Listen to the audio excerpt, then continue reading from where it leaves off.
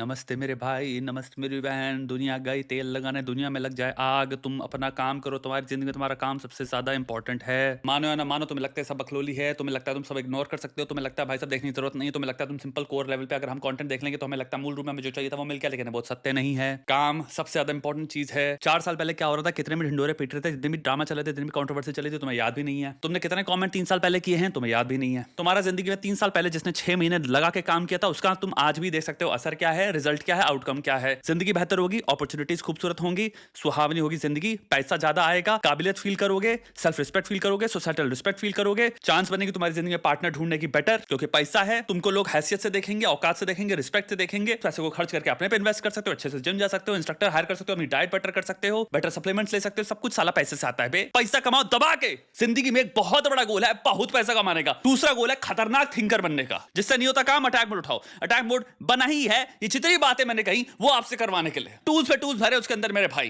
नीचे देख लो लोग कितना काम कर रहे हैं। ट्रैक करना है, फाड़ के हाथ में रख देना भाई। डेडलाइन से पहले चीज अचीव कर लेनी है, वो है अटैक मोड। पूरी कम्युनिटी की कम्युनिटी मिलेगी अटैकर्स की, जिनके साथ तुम काम कर सकते हो, नेटवर्किंग कर सकते हो, सोशलाइज कर सकते हो, दोस्ती कर सकते हो। My mom has always told us to use protection, and Indian household में this is still a new thing. If you do anything, use protection. और मेरे से ज्यादा मेरी बड़ी बहन को बोला है। Okay, just pause right here because I think she's gonna say a lot of things. अगर तुम कुछ करोगे, then use protection. सेंटेंस सुना करो हमेशा। अगर तुम कुछ करोगे then use protection. This is a very good advice. एक चीज समझो, काफी घरों में माँ बाप ये एक्नॉलेज कर सकते हैं कि हो सकता है हमारा बेटा हमारी बेटी हो सकता है डेट कर रहे हैं। एक अच्छे माता पिता, समझदार माता पिता की रिस्पॉन्सिबिलिटी ये बनती है कि भाई पहला आप उनसे एक ऐसा रिश्ता बनाएं जहां पे आप उनको सेफ्टी, सिक्योरिटी और अच्छी डिसीजन मेकिंग के प्रति ले जा पाएं। आप उनके गाइड हैं, आप उनके फिलोसोफर हैं, आप सोक्रेटिस और प्लेटो हैं उनके लिए। आप जल्लाद नहीं है, डिक्टेटर नहीं है। आपसे उनकी फट के चौराहा नहीं होनी चाहिए, आपसे डर के उनको थर थर कांपना नहीं चाहिए। जितनी बार कोई भी चीज में इंसान छुपाएगा तुमसे चीजें, हम सब्जेक्ट किसकी बात कर रहे हैं? इंसान जिसका ब्रेन डेवलप नहीं हुआ है, एक इंसान जो पूरी टीचिंग्स कहीं ना कहीं से तो ले रहा है। अब आप अपनी जिंदगी के वो सोक्रेटिस, प्लेटो से ले ले जो सबसे ज्यादा इन्वेस्टेड है उसकी जिंदगी में, या वो उससे ले ले जो हो सकता है उसमें बहुत बड़ी पॉसिबिलिटी उसके दोस्त ऐसे हैं जो चाहते हैं उसकी जिंदगी में हानि हो। बहुत सारे दोस्त होते हैं ऐसे। दोस्त भी क्या है, होमोसेपियंस है। होमोसेपियंस की वापस हम चले आते हैं बायोलॉजी में, पर्सनालिटी में, बिहेवियर में। अब किसी का बिहेवियर है, इसको मजा आता है, सेडिज्म हाई है। लेट्स से जवानी में और हो सकता है लोग कॉन्सिक्वेंसेस सोचते नहीं कि हम किसी की जिंदगी में हार्म कॉज कर दें, लॉन्ग टर्म वो कितना हार्म हो, लेकिन इस मोमेंट में किसी को सजेस्ट करने में घटिया चीजें, खराब चीजें, हमें फर्क नहीं पड़ता। लड़कों की बात कर लो, जितनी भी जवानी में दोस्ती होती है भाई, अबे और पीना, अबे और पीना, और पिलवा रहे हैं, हो सकता है हार्म हो जाए उसका। मैं ये नहीं कह रहा भाई इन सब चीजों में ब्लैक एंड व्हाइट चीजें हैं, बट आप बहुत बार इसमें देखते हो कुछ एलिमेंट होता है चढ़ाने का मजे के लिए, जिसमें हो सकता है काफी हार्म हो जाए, चोट भी पहुंच सकती है। And then there could be some people who in all situations तुम्हें वो फ्रेंडशिप के मीडियम से सैबोटाज करना चाहते हैं। Those exist as well. इंसान को पता होता है सही राय क्या, तुम्हें दो कौड़ी की राय देता है। So that exist as well is my point. माता पिता का क्या कर्तव्य बनता है? पहला एरिया हो गया, ओके, अपने बच्चे को तुम वैल्यू सिस्टम क्या दे रहे हो? सबसे पहला क्वेश्चन ये आता है, क्या बेटा जाओ लोगों के साथ सो, सेक्स कोई चीज नहीं होती, सेक्स में कोई बुराई नहीं है, क्या तुम ये वैल्यू सिस्टम दे रहे हो? तो ऑफ कोर्स बच्चे करेंगे जाके। यहां पे ये हमें इंफॉर्मेशन एक्वायर नहीं हुई है, मे बी पूरे पॉडकास्ट में इसने बहुत ढंग से बात करी है। सो पहला प्रश्न जो अननोन आता है वो ये है, माता पिता वैल्यू सिस्टम क्या सिखा रहे हैं बच्चे को? पेरेंटिंग में कई बार लोग सोचते हैं पेरेंटिंग का डायमेंशन सिर्फ हाँ या नहीं तक ही है, यानी कि जिस पेरेंट ने ना बोल दिया वो सफिशिएंट है। सफिशिएंट नहीं है दोस्त, समझाना सफिशिएंट है। समझाना मतलब कि मैं बच्चा बगल में बैठ के काइंड ऑफ समझ पाए कि हाँ यार बात सही कह रहे हैं। I can see through argument कि based on A B C D, based on also outcomes, based on also subjective outcomes that I want, I can see कि ये may be loss making endeavour है। पिताजी ने जब समझाया, मेरी माँ ने मेरे को समझाया, अगर माँ बैठ के उसको वो वैल्यू सिस्टम दे जहां पे उसको समझाया, देखो बेटा ये सारी चीजें इस वक्त तुम्हारा मन करेगा, बट इनके बारे में अभी बात करते हैं, आओ एक सिमुलेशंस ड्रॉ करते हैं। तुम जो भी डिसीजंस लोगे तुम उनको ऑलरेडी अपने दिमाग में रन कर सकते हो, तुम प्रिपेयर्ड हो जाते हो बेटर, और फिर तुम उसके हिसाब से ऑलरेडी रख सकते हो कि मुझे ये करना है कि नहीं करना। और अगर तुमने डिसाइड किया कि मुझे अभी नहीं करना, तो तुमसे कोई नहीं करवा सकता। बट अगर आपने वैल्यू सिस्टम्स नहीं दिए based on reasoning, rationality models, यानी हम सिमुलेशंस रन करेंगे, हम एक्चुअल में क्रिटिकल थिंकिंग के पॉइंट ऑफ व्यू से रन करेंगे, जहां पे हम आर्गुमेंटेशन करेंगे कि इन चीजों का फायदा और नुकसान क्या है और रिसर्च क्या कहती है। अब मैं भी 4 किताबें उठा लो पेरेंटिंग पे, science based by the way. किसी की भी पेरेंटिंग पे किताब नहीं उठा ली, किसी की भी। लोग कैसे किताबें खरीदते हैं? पेरेंटिंग पे किताबें इसलिए खरीद रहे हैं। तो सबसे मूर्ख क्राइटेरिया हो गया, कोई भी गोलू मोलू लिख दिया, उसको पेरेंटिंग के बारे में किताब पता, घंटा कुछ नहीं पता, उसने आज तक उसके बारे में साइंस पढ़ी है? घंटा नहीं पढ़ी, जीरो साइंस पढ़ी है भाई, किताब लिख दी। लेकिन मेरे 18 क्लाइंट्स रहे हैं, मैं एक इंडिपेंडेंट काउंसलर हूं। कहां से काउंसलर हो? Self appointed counsellor, self appointed. उसने फिर 4 किताबें लिख डाली। सेल्फ हेल्प बुक्स भी काइंड ऑफ जिंदगी को बता रही कि तुम ये मॉडल्स हैं, तुम ऐसे जी सकते हो। पेरेंटिंग बहुत क्रिटिकल चीज है, बहुत ज्यादा इंपॉर्टेंट चीज है, डायर चीज है। तुम एक छोटे से बच्चे, एक मनुष्य को वो क्या बनेगा ये सिखा रहे हो कि कैसे तुम बता सकते हो जिससे वो बहुत अच्छा इंसान बने, बहुत अच्छा व्यक्ति बने और अपने आप को प्रोटेक्ट करे। पहला आता है वैल्यू सिस्टम, माता पिता ने कितना दिया, क्या वो दिया है भी कि नहीं दिया। दूसरा, वैल्यू सिस्टम देने के बाद इन केस, जैसे इसने कहा भी, इनकी माता पिता ने कहा, इन केस भाई अगर आप करोगे तो ये बात लौंडे को भी सिखानी चाहिए, बेटी को भी सिखानी चाहिए, सबको सिखानी चाहिए। बेटा प्रोटेक्शन जरूर यूज करना जिंदगी में, रिस्पॉन्सिबल रहो अपनी जिंदगी में। आग लग जाए, चाहे तूफान आ जाए, कुछ भी हो जाए, प्रोटेक्शन नहीं हो तो सिंपल कहो नहीं। सेक्सुअल डेब्यू कहते हैं इस पे। यहां पे तुम लोग आराम से इस पे रिसर्च पढ़ सकते हो। पहली बार तुम कब सेक्स करोगे, तो इसका टर्म है साइकोलॉजी में सेक्सुअल डेब्यू। सेक्सुअल डेब्यू जितना लेट होती है उतना इंसान की जिंदगी में infidelity, sexual partners, marriages, socio sexual behaviour में कमी होती है। जितना अर्ली होता है उतनी ज्यादा तुम्हारी लाइफ में प्रॉब्लम्स होंगी। ये साइंटिफिक लिटरेचर कहती है। तो ये आइडिया, ये वैल्यू की सेक्स कुछ नहीं होता, ये साइंटिफिक आइडिया नहीं है, मेरी राय नहीं है यहाँ पे, मेरी चर्चा नहीं। कई लोगों को लगता है ये शैतान मारे 2 लपड़ 80 चक्कर मार के गिरोगे। हम तुमको एम्पेरिकल एविडेंस से बेस्ड चीजें देंगे। एम्पेरिकल एविडेंस, कॉमन सेंस, 2 चीजें मिक्स होंगी। सेक्सुअल डेब्यू पे जितनी भी रिसर्च है कोई भी उठा के पढ़ सकता है इंडिपेंडेंटली, जिसको पढ़ना पढ़ ले। उसमें यह पाया गया है। अब उसके रीजन क्या हो सकते हैं? इसके रीजन कुछ हो सकते हैं कि भाई हो सकता है इंसान टूटे घर से आ रहा है, हो सकता है इंसान ट्रॉमा से आ रहा है, हो सकता है इंसान अब्यूज से आ रहा हो, अबैंडनमेंट से आ रहा हो, पेरेंटिंग बहुत खराब रही है, सिंगल पेरेंट हाउस होल्ड था जिसमें इंसान था ही नहीं, एब्सेंट पेरेंटिंग थी। तो हो सकता है आपकी जिंदगी में गाइडेंस है ही नहीं, कंट्रोल है ही नहीं, तो कोई बाहर से आपको कंट्रोल कर रहा हो सकता है, कोई मैनिपुलेट कर रहा है। मे बी ये रीजंस हो सकते हैं। अगेन हमें अपना रीजन भी एट्रीब्यूट करने की जरूरत नहीं कि प्रोमिस्क्यूइटी ही एट्रीब्यूट कर दिया। नहीं भाई, मैले से एट्रीब्यूट मत करो जब तक नहीं पता क्या है। अननोन रखो और थ्योरीज रख सकते हो। थ्योरीज ये हो सकती हैं, हम बच्चों की बात कर रहे हैं भाई। 15 साल के बच्चे को बहुत इजीली बेवकूफ बनाया जा सकता है, इसीलिए वो माइनर है, नाबालिग है, इसलिए उनको प्रोटेक्ट करना है। इसलिए अगर आपके घर में बच्चे हैं, माता पिता में लड़कियों के साथ माताओं की रिस्पॉन्सिबिलिटी बनती है, लड़कों के साथ पिता की रिस्पॉन्सिबिलिटी बनती है। क्या बात करो उनसे और उनके साथ सिमुलेशंस ड्रॉ करो, गहरी बातें करो ताकि वो मैच्योर बन पाए। डिसीजन मेकिंग उनकी आपकी वजह से शार्प करने से, पत्थर के अगेंस्ट उनका दिमाग शार्प होता है।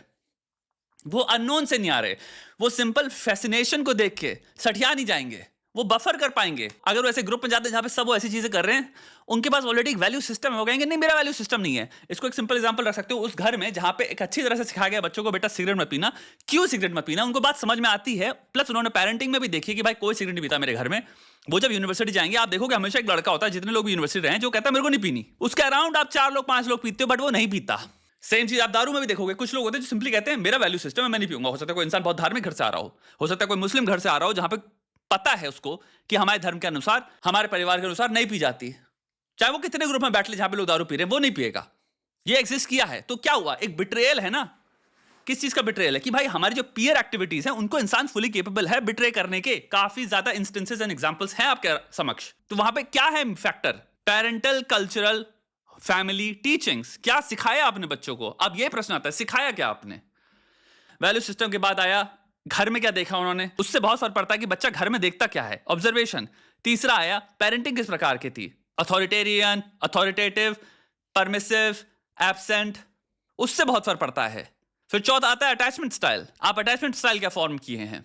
चाइल्डहुड एडवर्सिटी आपने फेस करी है कि नहीं करी? परेशानियां थी आपके घर में बहुत ज्यादा थी, माता पिता लड़ते रहते थे, कोई रिश्ता ही नहीं, कोई प्यार ही नहीं है।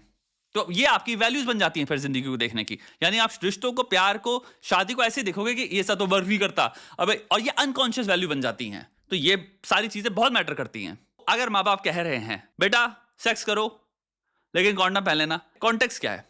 वैल्यू सिस्टम समझाया गया है, एक अच्छी पेरेंटिंग एनवायरनमेंट में हो, अथॉरिटेटिव पेरेंटिंग है, बाउंड्रीज, वैल्यू सिस्टम्स, ये सारी चीजें मैटर करती हैं। उसके बाद अगर तो किसी को कह रहे हो कि बेटा अगर तब भी करो, तो एक चीज समझो, इसमें हमेशा प्रोटेक्शन प्रायोरिटी रखना, different thing all together. But ये अंडरलाइन कॉन्टेक्स्ट बहुत ज्यादा मिसिंग है। कि मैं तो भी छोटी थी, मैं अब बड़ी हो रही हूँ, उसको हमेशा बोला है use protection, that has been one thing. And तुम बाहर नहीं जाती, बहुत घर पे बैठती हो, थोड़ा बाहर जाओ अब। ये बोलती हम। हाँ, क्या बात? या don't lose yourself, don't be in your room all the time, go out, party, enjoy, have fun. आज ड्रिंक करके नहीं आए, आज तुम लोग सोबर आए हो। हाँ, पंजाबी हाउस होल्ड ना।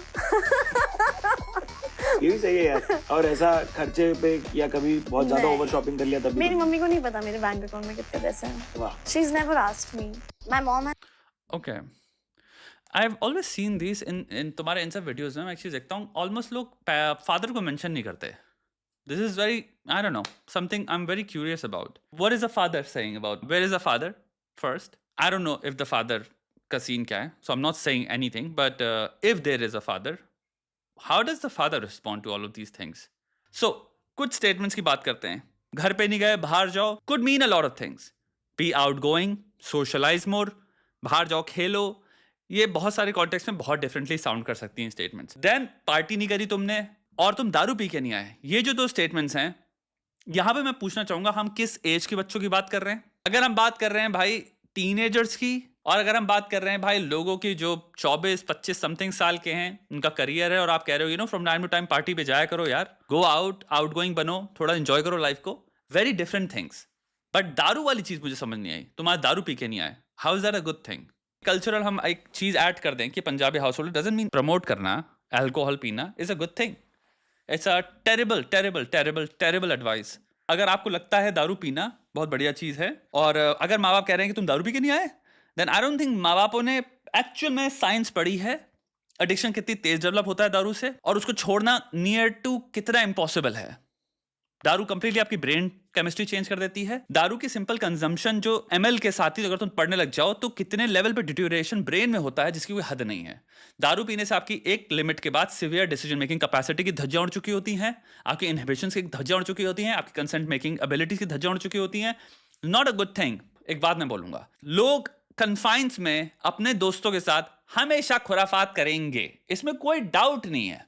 यानी कि 4 लड़के 4 लड़कियां, दोनों ने यूनिवर्सिटी पास आउट करी, 28 साल के हैं, दोनों मिलते हैं. एक फ्लैट में 4 लड़के हैं जो अब जॉब्स कर रहे हैं अलग अलग जगहों में, फाइनली मिले हैं कुछ सालों बाद. 4 लड़कियां जो जॉब्स कर रही हैं अलग अलग जगहों पर, फाइनली मिली हैं. 27 साल की से एवरेज एज है सबकी. आई एम प्रीटी श्योर दोनों में दारू की बोतल खुलेगी. हो सकता है वहां पे कोई 2 वाइन की बोतलें खुल जाए, हो सकता है यहाँ पे बियर खुल रही हो सकता है यहाँ पे विस्की खुल रही हो सकता है यहाँ पे भी विस्की खुल रही हो. मेरे कहने का मतलब ये है, मोमेंट्स में चीजें सेलिब्रेट करने के लिए, सोशलाइज करने के लिए, दोस्ती यारी में, स्पेशल ओकेजन इनको कहते हैं, वो एक अलग चीज हो गई यार. लेकिन चाहे आप यूरोप उठा लो, अमेरिका उठा लो, लैटिन अमेरिका उठा लो, कोई भी कंट्री उठा लो जहां पे रोज रात को, हर ऑल्टरनेट डे पे रात को सोने से पहले पिताजी या आदमी एक पैग ले रहा है या बियर पेल रहा है, औरत उसको लगता है बहुत ही अंडर कंट्रोल चीज है, लेकिन वाइन ग्लास में पोर करे पड़ी है. ये दोनों सब्सटेंस यूज डिसऑर्डर में आएंगे. डिनाइल में चाहे कितना रह लें, बट उनको एक बार कहो 1 महीने इसके बिना जी के दिखाओ, उनके पर खच्चे उड़ जाएंगे. आपको पता नहीं चलता कब आप डिपेंडेंट बन चुके हो उन पे, और उसके बाद छोड़ने वालों के पर खच्चे उड़ होते हैं, और ये चीजें खोखला कर देती है अंदर से. मेरे कहने का मतलब एक चीज समझो, इनके डैमेजेस इतने ज्यादा हैं जिसकी कोई हद नहीं है. चाहे हमारे मूवीज में, टीवी शोज में, चाहे कितना कूल बन के दिखा लें कि टोबैको स्मोक कर रहा है, कोई कूल नहीं है उसमें. अपने फेफड़ों की कूल कब से हो गया? ये मैं समझ सकता हूं कि भाई एक कंट्रोल्ड यूज होता है इन सब चीजों का. वहां पे वो चीज हो सकता है अडेप्टिव भी हो, आप थोड़ा सा चिल करना चाहते हो, अपने दोस्तों के साथ बैठे हो, 1 या 2 बियर मारी आपने, और 2 बियर में कई लोग होते हैं जो कहते हैं बस हो गया मेरा 2 बियर में, और फिर वो चिल भी हो गए. आप फिर आराम से शाम को मस्ती करते हो, डांस करते हो, घूमते हो, फिरते हो, आप ट्रैवल कर रहे हो दोस्तों के साथ ही, आप ऑब्वियसली ड्राइव नहीं कर रहे हो. अब समझ रहे हो ना मेरी बात? वो चीज अलग हो गई जहां पे आपके पास इतना कंट्रोल भी है कि मैं ये नहीं मुक्काबाजी करने लग जाऊं रोड पे, किसी से छलांग लगा दूं कहीं ब्रिज के बाहर. लेकिन ये एडवाइस कि दारू पियो, दारू नहीं पी, जैसे वो अनकूल चीज है. Terrible parenting advice, absolutely horrendous parenting advice. एक सिंपल नोशन लेते हैं परमिसिव पेरेंटिंग का. परमिसिव पेरेंटिंग वो होती है जिसमें डोट करते हैं माँ बाप अपने बच्चे पे. मेरा बच्चे से कोई गलती नहीं हो सकती, मेरा बच्चा दुनिया का सबसे प्यारा बच्चा है, मेरा दुनिया का सबसे सेंटर है, सबसे दुलारा है, सबसे काबिल है, सबसे सुंदर है, सबसे ज्यादा एंटाइटल्ड है, ये कुछ गलत नहीं कर सकता.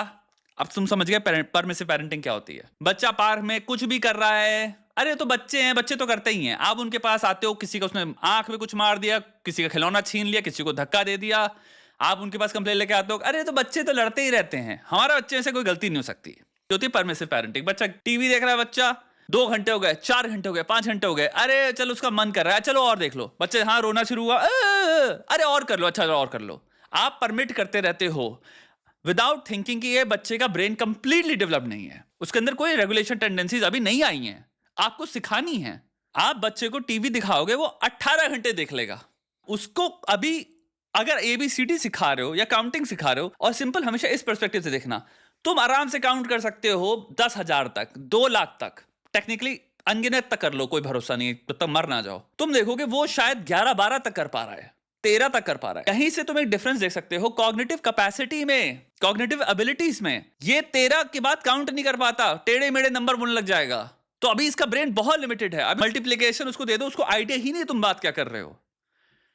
छोटे बच्चों का दिमाग कभी कभी कॉग्निटिव एबिलिटीज के पॉइंट ऑफ व्यू से देखना, कई पेरेंट्स क्या होते हैं, इतना प्यार करते हैं कि इसको जो मन चाहे तो क्या कर रहे हैं, कुछ भी खिलाए पड़े हैं, चॉकलेट पे चॉकलेट, जब बच्चे को खिलानी है शुगर पे शुगर, उसके दांत गल जाए, मोटा हो जाए, वो उसको अंदर बचपन से ही ओबेसिटी के आपने वो डाल दिए टेंडेंसीज, 2 कौड़ी की चीजें खिला खिला के एडिक्ट बना दिया उसको शुगर का।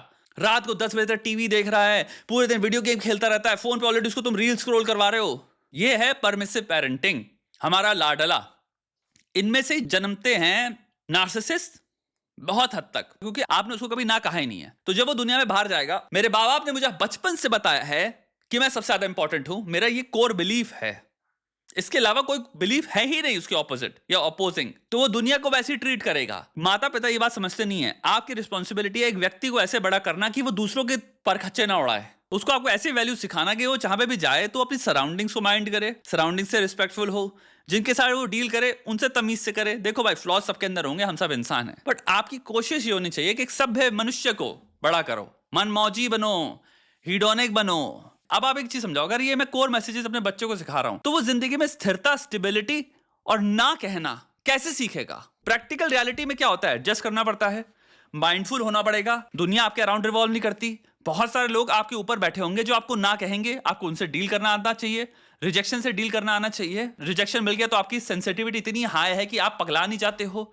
आप दुश्मन नहीं बना लेते हो लोगों को, आपका रिएक्शन इतना अग्रेसिव नहीं आने, आप कैरन नहीं बन जाते हो कि आप बिल्कुल चिल्लाने लग जाते हो, एकदम ओवर ड्रामेटिकली पागल की तरह करने लग जाते हो, क्योंकि आपको रिजेक्शन से डील करना कभी किसी ने सिखाया ही नहीं, ना आपको इंटरनली इमोशनली रेगुलेट करना आता है। परमिसिव पेरेंटिंग में आप ऐसे लोगों को जन्म करते हो जो कंप्लीटली इनकॉन्ग्रुएंट हैं दूसरे लोगों के साथ जीने में, और समाज जब उनको रूल सिखाएगा कि नहीं भाई तुम्हारी हिसाब से दुनिया नहीं चलती, दुनिया कभी तुम्हारे अराउंड रिवॉल्व नहीं करेगी और वो वैसे नहीं चलेगी जैसे तुम चाहते हो। मैं 40 में भी चाहता हूं 20 साल का जीना, ये वाले लोग हैं जो दिमाग से बच्चे रहते हैं, क्योंकि उनको भाई जो भी चाहिए मुझे मिलना चाहिए। ये अपने रिश्ते तबाह कर देंगे, और ये जेन्युइन बात बता रहा हूं, सर पे चढ़ के जिएंगे, क्योंकि इन्होंने ना कहना सीखा ही नहीं है। इनके लिए ना अपने आप में भी कहना इन्होंने सीखा ही नहीं है। मेरे माता पिता ने बचपन से मुझे क्या सिखाया, सारी इंपल्सेस को पकड़ के कहो कि हाँ करेंगे ना। मजे को अगर हमने रख दिया सेंटर में कि मजा बहुत बढ़िया चीज है और मजे को बहुत सीख करो, मुझे एक बात बताओ, जिंदगी में सिर्फ मजा कोई सीख करता रहे, वो जिंदगी जी पाएगा लंबे में? मजे का प्रॉपर्टी समझो क्या है, शॉर्ट टर्म है बाय द वे। तो आप शॉर्ट टर्म फन सीख करते रहोगे करते रहोगे करते रहोगे, लेकिन कब तक करते रहोगे? जितने लोग भी आपकी जिंदगी में आपके साथ जो स्थिरता लेके आना चाहते हैं, जो रुकने लायक हैं, जिनको रोकने का आपको मन भी करेगा, वो कभी नहीं रुकेंगे, क्योंकि वो जो लेके आ रहे हैं उसमें एक डील बनानी पड़ेगी जो लॉन्ग टर्म डील होगी उनके साथ। शॉर्ट टर्म का मतलब ही है कि भाई शाम को मुझे जो नया फन दिखने वाला है मैं उसको करने वाला हूं। बाय नेचर, बाय फंक्शन मैं बिट्रे करता रहूंगा लॉन्ग टर्म सारी चीजों को। दारू पियो, ये एडवाइस एक बच्चे को नहीं देनी चाहिए आपको कभी जिंदगी में, टीनेजर को नहीं देनी चाहिए अपनी जिंदगी में। आपको सिखाना चाहिए कि जिंदगी को रिस्पॉन्सिबली जियो। सब लोग, हर कोई खुराफात फ्रॉम टाइम टू टाइम करेंगे, ये तो फंक्शन है ह्यूमन नेचर का, ये तो फंक्शन है भाई। हम कोई रोबोट थोड़ी हैं, रोबोटिकली तो आप नहीं जी सकते। बट मोस्ट वर्ड आता है, मोस्ट टाइम जो आप अपनी जिंदगी में बिता रहे हो उसमें आपको एम करना है किसी तरह की स्थिरता की तरफ, और उसके बाद जब सुकून होता है तभी तो मजा आता है ना, एक जाके कभी कभी शॉर्ट टर्म चीजें करने में मजे में। भाई अपने दोस्तों के साथ बैठे हैं, दारू खोली किया, तुम्हें पता है तुम खोल के तुम पी सकते हो, तुम्हें गिल्ट फील नहीं होगा, क्योंकि तुम डेली 365 दिन ये चीज नहीं करते हो। मुझे पता है मैं कल नहीं करने वाला, मुझे पता है मैं परसों नहीं करने वाला, मुझे ये चीज भी पता है कि आज की नींद खराब होगी, क्योंकि दारू डायरेक्टली नींद को हराम कर देती है। सबसे घटिया नींद जो होती है, कोई भी जो स्लीप थ्योरी पढ़ना चाहता है वो पढ़ सकता है। दारू के बाद आप सबसे घटिया नींद लेते हो दुनिया की। बहरहाल इतनी छोटी सी क्लिप है, हमें ये पता नहीं है यहाँ पे परमिसिव पेरेंटिंग है कि नहीं है, बट मुझे हल्की सी झलक दिख रही है। आपको सबसे मंझी समझदार एडवाइस देनी है। एक बात सोचो, सेक्स करना किसके साथ है? ये बहुत बड़ा क्वेश्चन बनता है। बहुत सारी लड़कियां, जहां पे जितनी भी हो सकता है देख रही होंगे, लड़कियां देख रही हैं, टीनेज ईयर्स में जिसने भी सेक्स किया होता है वो हमेशा बताती है उनकी दुनिया का सबसे नरक एक्सपीरियंस था। लड़के ने जो भी किया उसमें बहुत सारी चीजें थी जिनको पसंद नहीं आई। ये इंपेरिकल डेटा बताता क्या है हमको, कि मे बी इस एज में जब छुपके से लोग करते हैं, आप एक्सपोज्ड होते हो बहुत तरह के खराब एक्सपीरियंसेस से। इस पे भी बहुत सारी साइंटिफिक लिटरेचर है। आपका जो भी पहला सेक्स होना चाहिए वो होना चाहिए जिसमें आप सबसे सेफ फील करो, सबसे सिक्योर फील करो, और वो एक प्लेजेंट एक्सपीरियंस हो आपके लिए, ताकि आपकी सेक्सुअल मेमोरी जो बने वो अनप्लेजेंट ना हो, खराब फील करते हो और आप भुलाना चाहते हो, और फिर उसमें ऐसी चीजें हुई जिनको आपको शायद जहन में बहुत गंदी लगती हो। जबरदस्ती करी हो किसी ने कुछ आपके साथ उसमें, क्योंकि वो किसके साथ कर रहा है आपको तो बता नहीं रहा, तो वो कौन है? हो सकता है कोई भेड़िया हो सकता है बहुत कोई मूर्ख हो। और बच्चे सेक्स सीखते किससे हैं? अगर कोई बड़ा कर रहा है तो वो क्राइम हो गया, वहां तो बहुत ही डरावनी चीज हो गई। उसकी उम्र के कर रहे हैं, वो पॉर्न में पता नहीं क्या क्या देख के सीख रहे हैं, वही चीज आप वो टेस्ट करेंगे। एक चीज समझो, उन लड़कों का नेचर क्या है जिनमें आप इंटरेस्टेड हो रहे हो। हम बात करें बहुत ही बेवकूफ बंदरों की, वहीं तुम्हारे बेटी या बेटा बताने लग जाएंगे बात सही है, डेटिंग इस वक्त बहुत फक्ड है और मैं ट्रस्ट नहीं करता। और उसको ये बात समझाओ अपने बच्चों को कि भाई सेक्स कितनी इंपॉर्टेंट चीज है। ये कोई हलवा पूड़ी नहीं है जो आप किसी को भी दे देना चाहिए आपको। ये बहुत जेन्युइन चीज है, लड़का और लड़की दोनों के लिए। प्यार अटैच होना चाहिए, वो एक मनुष्य होना चाहिए जिससे आप प्रेम करते हो बहुत ज्यादा, आप ट्रस्ट करते हो बहुत ज्यादा, आप एक सिक्योर अटैचमेंट फॉर्म करना चाहते हो। उस बंधन में, उस कार्य में सेफ्टी होनी चाहिए, सिक्योरिटी होनी चाहिए, ट्रस्ट होना चाहिए, कंपैशन होना चाहिए, प्यार होना चाहिए। कितने सारे लोग होते हैं इस सब एक्सपीरियंसेस की वजह से भाई इनको बॉडी इश्यूज हो जाते हैं। इतनी सारी लड़कियां होती हैं जो टीनेज ईयर्स में रिलेशनशिप होते हैं, यहाँ पे लड़का उनकी पूरी बॉडी में 5000 रिमार्क करता है टेढ़े मेढ़े कर। बताओ मैं जेन्युइन बात कर रहा हूं कि नहीं कर रहा हूं? सब लिटरेचर से बता रहा हूं मैं, क्योंकि आप बेवकूफों की बात कर रहे हो। यहाँ पे 18 साल के लड़के को घंटा कुछ नहीं पता वो कौन है, उसको भी फिगर आउट करने में बहुत टाइम लगेगा। सेल्फ के बारे में, मेरी आइडेंटिटी क्या है, मैं बनना क्या चाहता हूं, मैं हूं कौन एज अ ह्यूमन बीइंग। 18 में सारे लड़के प्रोजेक्ट करेंगे जो उन्हें लगता है कूल है, और टू अ ग्रेट डिग्री क्या कूल है लड़कों में, वो हो सकता है बहुत टॉक्सिक बिहेवियर्स हो जो, हाँ, और बहुत कुछ जो सेक्स उसको लगता है उसके दिमाग में है वो पॉर्न से ही है, क्योंकि वो दिन भर बैठ के हिलाता है अपने कमरे में और उससे वो आपको कंपेयर कर रहा है। तुम्हारी बॉडी में ये छोटा है, तुम तो ऐसी हो, वैसी नहीं दिखती हो, इसको देखो कितनी सुंदर है, तुम्हारी ये दोस्त कितनी खराब है, वो लड़की बैठ के इनसिक्योर फील करे पड़ी है। ये है बहुत हद तक डेटिंग यंग एज में। तो ये सब चीजें आपको जब अपने बच्चे के साथ सिंपल बैठ के बात करोगे ओपनली, तो खुद ही बताएंगे कि हाँ ये सब है। मेरी एक फ्रेंड है, वो इतना ज्यादा बुरा फील कराता है, उसका एक्सपीरियंस इतना खराब था। तो यहाँ एक कॉन्वर्सेशन होती है जहां पे अपने बच्चों को आप समझाते हो कि देखो बेटा, सेक्स, रिलेशनशिप, प्यार, ट्रस्ट, ये सब चीजें तुम्हारे टर्म्स पे होना चाहिए। इसलिए नहीं क्योंकि तुम्हें कोई प्रेशर कर रहा है, इसलिए नहीं क्योंकि ये कूल है, इसलिए नहीं कि जाओ पार्टी करो, इसलिए नहीं क्योंकि सब दारू पीना बहुत कूल होता है, इसलिए क्योंकि जिंदगी तुम्हारे कंफर्ट, तुम्हारी सिक्योरिटी, तुम्हारे ट्रस्ट और तुम्हारी कंसेंट पे चलनी चाहिए। जब तुम 100% कंफर्टेबल फील करो कि मैं अपने पार्टनर पे इतना लेवल का ट्रस्ट करता हूं या करती हूं कि मे बी अब हम ये स्टेप ले सकते हैं, तब तुम्हें सोचना चाहिए इन सब चीजों के बारे में। उसके बाद कुछ ब्रॉड पर्सपेक्टिव से ऐड करो। ये चीजें जिंदगी में इतनी इंपॉर्टेंट भी नहीं है, ये लार्जली तुम्हें सोसाइटी, कल्चर जिसमें हम जी रहे हैं, वहां पे तुम्हें सिखाया जा रहा है, जिससे तुम्हारे को नहीं हमें भी सिखाया गया था। अपनी जिंदगी में तुम कैसे सोचते हो, तुम्हारे इंटरेस्ट क्या हैं, तुम्हारे आत्म सुख किन चीजों से मिलती हैं करने को। प्लेजर पे तुम रिसर्च दिखा सकते हो, जहां पे एक्चुअल में रिसर्च है, कार्य जिनसे तुम्हें करने में मजा आता है प्लेजर में ऑलमोस्ट उतने ही रेट करते हैं जितना हो सकता है सेक्स में मिले तुम्हें। बहुत सारे लोग हैं जिनको कुछ चीजें हैं जिन्हें करने में इतना मजा आता है कि वो खुश है उसमें भी। अपने बच्चों की आंखें ओपन करो in discovering things in life that they want to do, that they enjoy doing, and they'll be happy because of happiness, meaning, purpose उनसे ड्राइव करेंगे। अब ये सब गाइडेंस की बातें हैं। अपने बच्चे को कहना कि भाई सोशलाइज करो, ये अच्छी एडवाइस है। बाहर जाओ, ये अच्छी एडवाइस है एक्चुअल में। बाहर जाओ, थोड़ा सा ऑटोनॉमी बिल्ड करो, दुनिया को नेविगेट करना सीखो, सेफ्टी के दायरे से। अपने दोस्त के साथ रहो, तुम अपनी लोकेशन शेयर कर सकते हो जिससे हम हमेशा देख सकते हैं तुम कहाँ पे हो, जिससे हमें पता है तुम कहाँ पे हो। ये सब एडवाइस अच्छी है, लेकिन इन कॉन्टेक्स्ट के अंदर जहां पे आप थोड़ी सी ऑटोनॉमी सिखा रहे हो इंसान को, कंप्लीट डिपेंडेंस नहीं सिखा देते हो।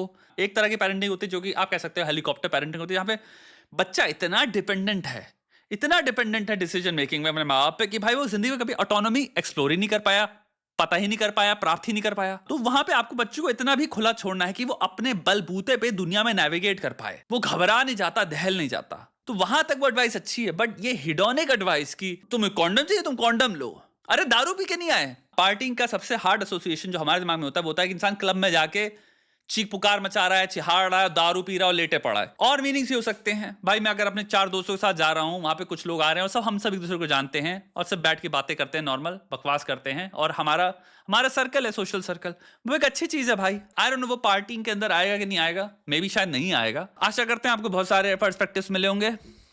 बाकी आप ना काम करते रहो भाई, जो स्टार्टिंग में मैंने बात कही थी।